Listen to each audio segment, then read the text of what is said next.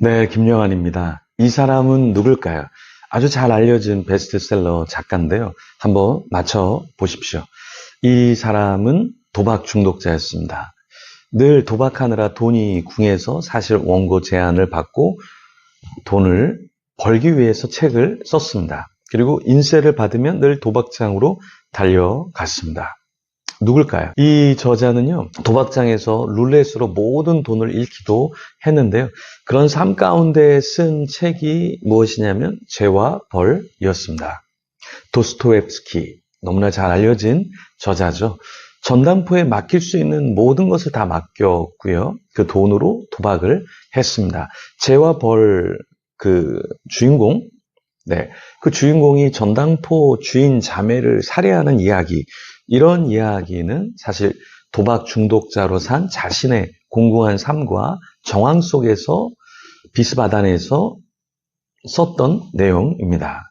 톨스토이는 전쟁과 평화 1부, 2부 이렇게 러시아 통보 신문에 게재를 하면서 작가로 유명해졌는데요. 도스토옙스키는 죄와 벌을 1호로, 2호로, 4호로 등에 연재하면서 알려지게 된 인물이었죠. 그런데 이 도스토옙스키와 톨스토이는 동시대의 베스트셀러 작가였지만 그 삶과 저술의 방향성은 굉장히 많이 달랐죠. 그러니까 톨스토이는 조금 더 어떤 문해가 이런 느낌이 든다면 도스토옙스키는 도박을 위해서 어쩔 수 없이 돈을 벌기 위해서 글을 썼던 사람이었죠. 오늘 본문의 에서와 야곱은 쌍둥이였는데요. 동시대를 살았는데 이 에서와 야곱도 너무나 달랐죠. 그 내용을 같이 한번 살펴보겠습니다. 먼저 27장 39절에서 46절을 살펴볼 텐데요. 우선 39절에서 41절 내용 같이 읽어보겠습니다. 그 아버지 이삭이 그에게 대답하여 이르되 내 주소는 땅의 기름짐에서 멀고 내리는 하늘 이슬에서 멀 것이며 너는 칼을 믿고 생활하겠고 내 아우를 섬길 것이며 내가 매임을 벗을 때에는 그 멍에를 내 목에서 떨쳐버리리라 하였더라. 그의 아버지가 야곱에게 축복한 그 축복으로 말미암아 에서가 야곱을 미워하여 심중에 이르기를 아버지를 곡할 때가 가까웠은즉 내가 내 아우 야곱을 죽이리라 하였더니.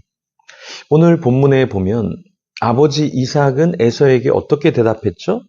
에서의 주소는 땅의 기름짐에서 멀고 내리는 하늘 이슬에서 멀다, 이렇게 39절에 이야기했습니다. 에서는 칼을 믿고 생활한다, 이렇게 이야기했고요. 아우 야곱은 섬기게 될 것이다. 아우 야곱을 섬기게 될 것이다, 이렇게 이야기했습니다. 그러니까 야곱의 삶과 이제 에서의 삶이 극명하게 달라진다 라는 것을 이야기했던 것이죠. 에서는 아까 이야기했던 도스토옙스키와 비슷한 삶, 거친 삶, 그런 삶을 살게 되었죠. 실제로 에서가 야곱으로 받을 축복권이 없자 이제 어떻게 반응했죠? 41절에 보니까 에서가 야곱을 미워하기 시작했죠. 심중에 이르기를 아버지를 곡할 때가 가까웠으니까 이제 아우 야곱을 죽여야 되겠다, 이런 생각까지 했습니다. 우리 형제들이 아버지, 어머니가 살아있을 때는 그나마 친하게 지내고 아버지, 어머니 그늘에서 이렇게 만나죠. 근데 아버지, 어머니가 돌아가시면 어떻게 될까요? 조금씩 모여야 되는 횟수가 줄고 모여야 되는 이유가 점점 없어지게 되죠. 그러면서 또 어떻게 됩니까? 서로 싸우게도 되죠. 왜냐하면 오해를 낳게 되고 또 오해가 한 번 있으면 그냥 철천지 원수가 되는 경우도 참 많이 있습니다. 에서와 야곱의 삶도 약간 이제 어려움이 있게 되었는데요. 맏아들 에서의 말이 이런 복수하겠다, 죽이겠다 이런 말이 들리자 리브가는 어떻게 반응했냐. 42절에 보니까 사람을 보내어 야곱을 불렀습니다. 그리고 상황을 알려줬어요. 그러니까 리브가 어머니가 화해를 시키는 게 아니라 이제 야곱에게 뭐라고 얘기하냐면 그냥 하란으로 도망가라, 이렇게 피신하도록 이야기를 해주었죠. 에서의 노가 풀기까지 그렇게 하라, 이렇게 얘기했습니다. 근데 여기서 중요한 건 갈등이 있을 때 도피하는 것, 그것만이 해결점은 아니다.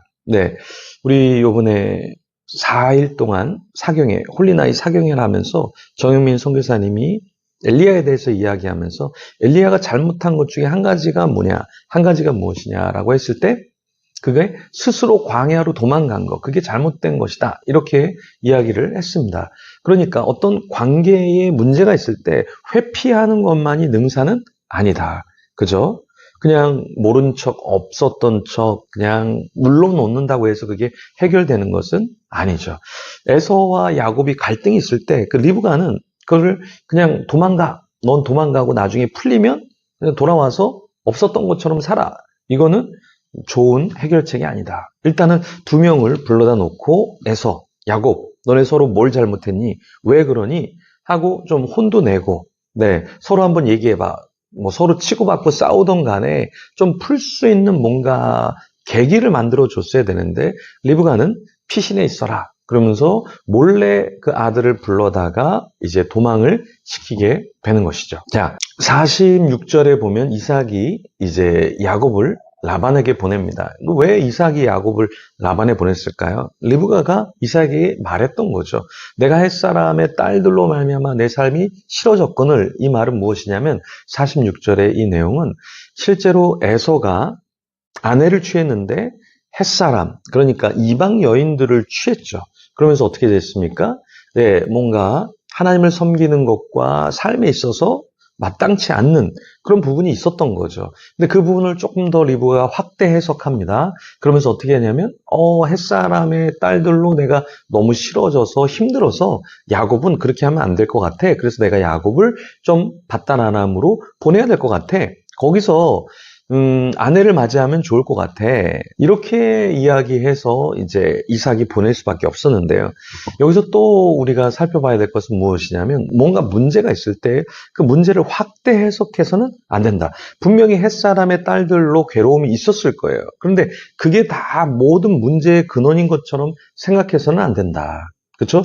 왜냐하면 햇사람의 딸들이 왔을 때 그 사람들을 신앙적으로 또 인성적으로 잘 교육시키고 함께 했다면 그렇게까지 싫어지고 괴롭진 않았을 거예요. 근데 지금 여기서 리브가는 어떻게 모함 아닌 모함을 하고 있냐면 그 딸들, 햇사람의 딸들로 내가 괴로워.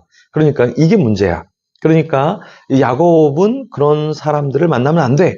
이렇게 하면서 야곱을 이제 바단 아람으로 보내게 되죠. 그래서 우리도 어떤 문제가 있을 때 분명히 문제는 있습니다. 그리고 문제를 일으키는 사람은 있어요. 근데 그걸 너무 확대 해석해서는 안 된다. 그렇죠? 교회가 문제야. 누가 문제야? 내 누구가 문제야? 자녀가 문제야? 뭐 부모가 문제야? 이렇게 하는 것보다 내 안에 문제는 없는가? 네, 우리 자신을 좀 들여다보고 주님, 저는 문제가 없습니까? 저는 어떤 부분에 죽어져야 합니까? 저는 어떻게 주님이 원하시는 삶을 살아야 됩니까? 이것을 좀 묻고 하나님 앞에 나아가는 저와 여러분이 되기를 소망합니다. 우리 새해 한번 주님 앞에 나아가서 주님, 저는 어떤 부분이 부족합니까? 이것을 묻고 또 풀어야 될 것은 풀고 그런 가운데 주님이 원하시는 삶을 살기를 소망합니다. 그런 자가 되도록 주님이 기뻐하시는 자, 그리고 관계에 있어서 깨진 그런 부분들을 좀 푸는 자로 살 수 있도록 우리 기도하며 주님 앞에 나아가겠습니다.